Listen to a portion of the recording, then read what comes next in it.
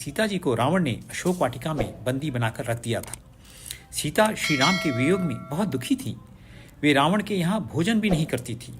ऐसी दशा में यह लगता था कि सीता जी बिना खाए पिए अपने प्राणों का त्याग कर देंगे। ब्रह्मा ने देवताओं के राजा इंद्र से कहा कि ऐसी स्थिति में सीता जी के प्राण जाने पर देवताओं के उद्देश्य की सिद्धि में संदेह हो जाएगा, क्योंकि लंका पर आक्रमण का मूल कारण सीता जी ही थी। अतः ब्रह्मा जी ने इंद्र से कहा कि तुम लंका जाकर सीता जी से मिलो और उन्हें उत्तम भोजन खिलाओ। इंद्र दूध की खीर लेकर सीता जी के पास पहुँचे और बोले, एते दस्यसि मध्यस्थान त्वाम बाधिष्यसते शुभे क्षुधा तृषा च रंभोरु वर्षाणाम युतेरपि।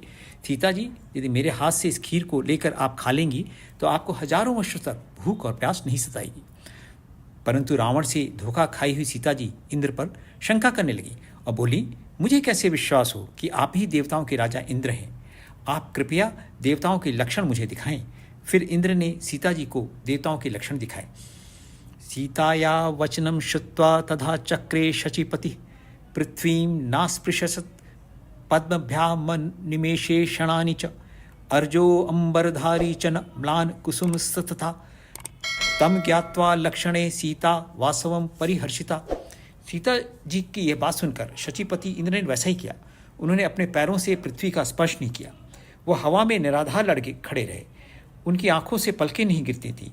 उन्होंने जो कपड़े पहने थे उस पर धूल का स्पर्श नहीं होता था। उनके गले में जो फूलमाला थी उसके फूल मुरझाते नहीं थे, कुम्हलाते नहीं थे। देवताओं के लक्षणों से इंद्र को पहचान कर सीता बहुत प्रसन्न हुई। इस प्रकार सीता जी ने इंद्र की दी हुई खीर को खाया और उनकी भूख और प्यास का कष्ट बिल्कुल दूर हो गया, हजारों वर्ष के लिए।